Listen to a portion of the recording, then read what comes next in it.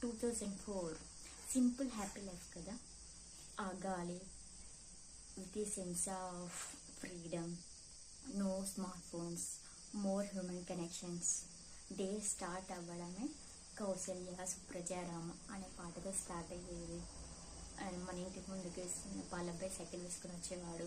మనం గిన్నె పట్టుకుపోయి పాలు తీసుకొని రావడం, అటు పక్కన అమ్మ ఒప్పియడం, ఇటు పక్కన నాన్న సీరియస్గా వరండలో కూర్చొని పేపర్ చదవడం.